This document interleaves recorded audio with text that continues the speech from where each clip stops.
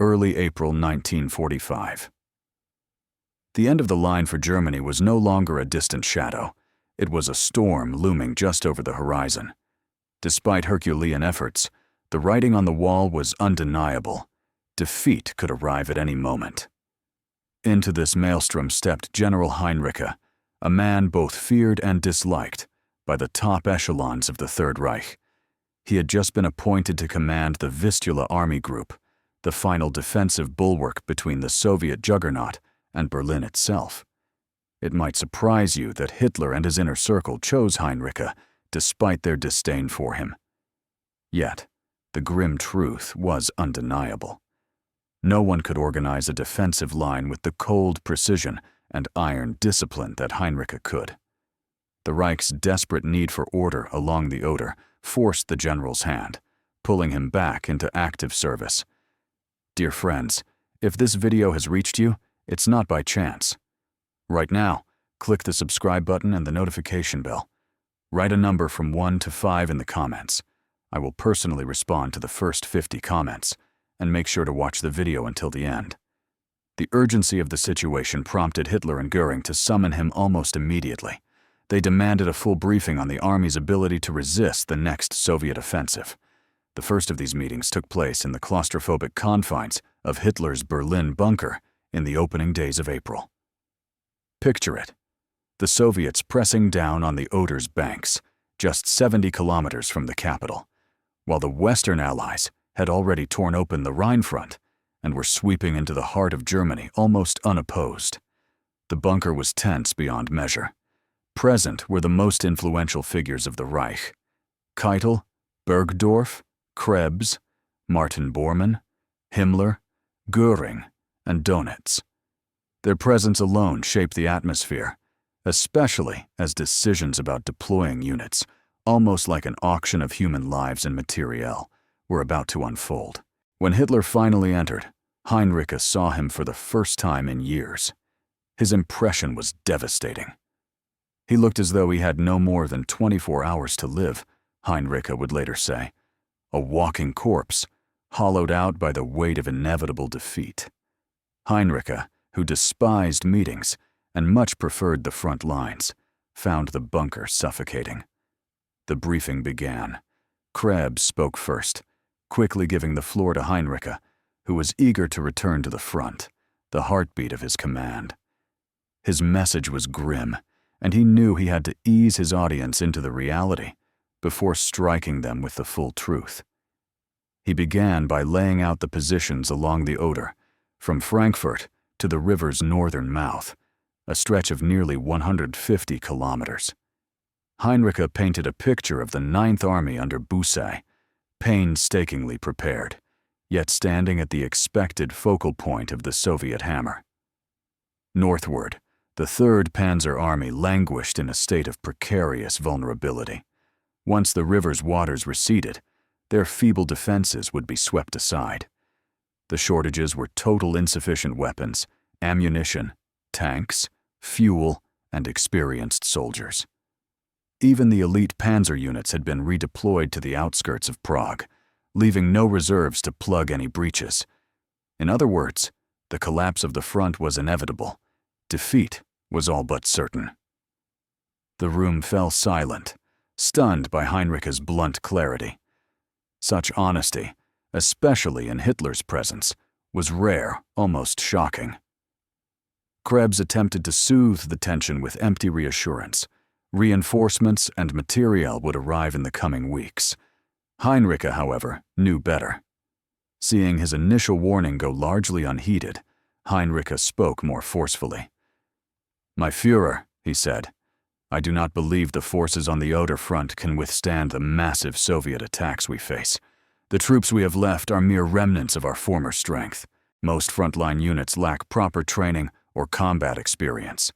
Many officers are civilians hastily promoted, without military expertise. And we lack not only ammunition and weapons, but reserves of any kind." Hitler, with unnerving calm, responded, "We must prepare these formations. There is still time before battle."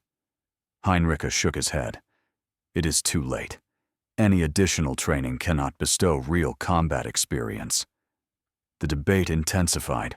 Hitler clung to the notion that the Soviets were committing their final, poorly trained reserves, which would supposedly level the playing field. Heinrici corrected him with stark clarity. The Soviet forces were seasoned, battle-hardened, and far from their limits. Raising his voice to drive the point home, Heinrici declared, "With our armored units transferred to Prague, we have no reserves. Nothing remains.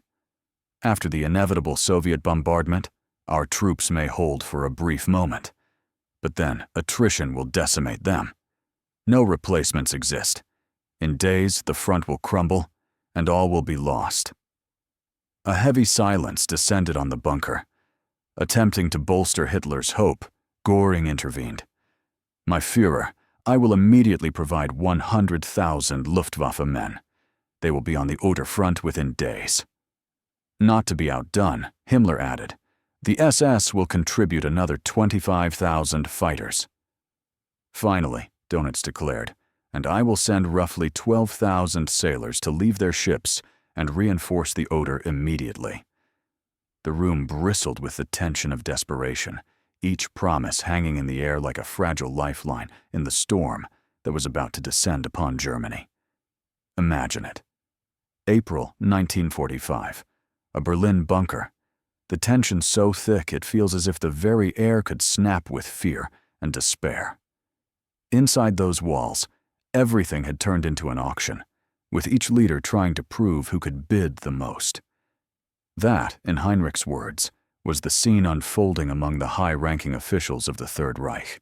After a long series of discussions, seemingly endless, Hitler finally turned to Heinrich and said, "Well, you already have 150,000 men, about 12 divisions. There are your reserves." Picture Heinrich's face, disbelief and despair flickering like a single spark of protest. He could not hold back, and objected that these troops were completely unprepared for land combat, that they would only add to their own casualties without achieving any meaningful result. Naturally, these words did not sit well with Himmler, Göring, or Dönitz, who rushed to praise their soldiers, insisting they were the finest troops available. Heinrich, undeterred, repeated that these men would be sacrificed at the front with no gain, and his only request was for the armored formations recently taken from him to be returned. But Hitler remained firm. It was impossible. Then, at the pivotal moment, the German leader spoke words meant to steel Heinrich's resolve. "The most important thing now is to maintain faith in victory, because your defeatist attitude is of no use.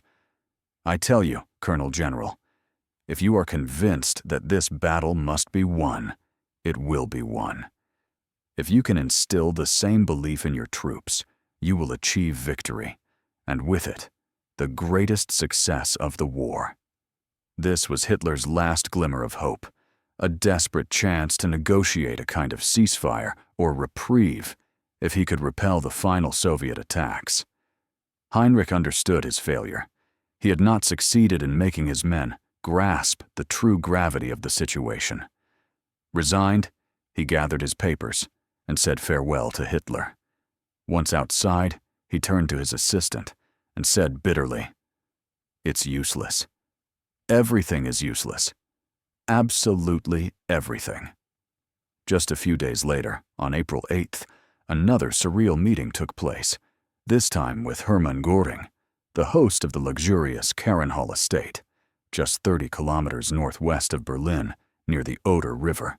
At this encounter, Göring appeared nervous and did not hesitate to threaten Heinrich, promising to tell Hitler a series of unfavorable truths about him to have him removed from command. At this moment, the Soviet advance on Berlin was imminent. The Red Army threatened not only the capital, but also the castles and mansions where top officials, including Göring, continued their lavish lifestyles. Naturally, these men were determined to do everything possible to keep the Soviets from reaching their homes. But personal history fueled this tension as well. The animosity between Göring and Heinrich went back to 1942, to the disaster of the Sixth Army and the failed air supply. Heinrich had always blamed Göring for mismanagement and for promises he could not fulfill, criticisms he voiced publicly. Göring, for his part, saw Heinrich as an insubordinate subordinate. This tension had only escalated recently in the bunker, when Heinrich bluntly stated that the Luftwaffe forces Göring intended to send were unfit for combat. Göring, outraged, assured Hitler that his troops were of the highest quality. So personal and military conflicts converged in one invitation to lunch at Kahrenhall. Heinrich disliked the invitation. He neither trusted Göring nor wanted to leave his post on the eve of the Soviet offensive, yet refusal was impossible. From the moment they shook hands, the tension and mutual dislike were palpable. Heinrich could not help but notice the lavishness of Göring's estate, named Kahrenhall in memory of his deceased wife. The first words spoken over the table were a torrent of accusations. Göring claimed Heinrich had insulted him before Hitler by questioning the readiness of the parachute division. As punishment, he intended to strip Heinrich of command of those troops and send them south under Schörner, a real soldier.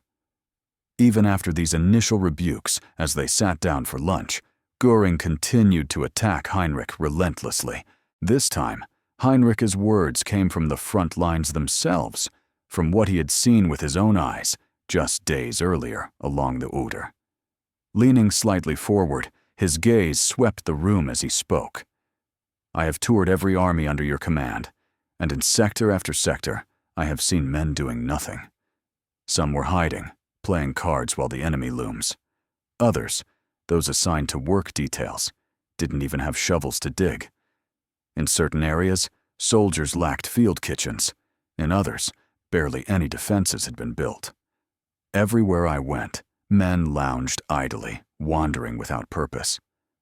Göring's face twisted in indignation, but Heinrich pressed on, his voice cold with precision. "I intend to report every one of these failings directly to the Führer." The words struck a nerve. Heinrich felt the impulse to unleash all his anger on Göring, to confront him with the full weight of his contempt, but he stopped. The man was not worth it. Some battles, Heinrich knew, were better fought silently. After finishing his lunch, Heinrich arose, straightening his coat, ready to leave. As he walked toward the exit of Göring's ostentatious estate, he paused, his eyes sweeping the grand architecture. Slowly, deliberately, he muttered, "Hopefully my slackers can save this beautiful estate of yours from the battles to come." Göring froze, his eyes narrowing into a hard glare of cold fury. Without a word, he turned sharply and disappeared back into his mansion. One could almost hear the unspoken question in his mind. How much longer can I continue living here? Herr and Ricky, standing nearby, would later remark that, had Göring voiced that question aloud, Heinrich's answer would have been blunt, not for more than a week. As soon as the Soviet attack began, this palace, like so many of Germany's illusions, would fall. And indeed, the Soviet juggernaut was poised to strike.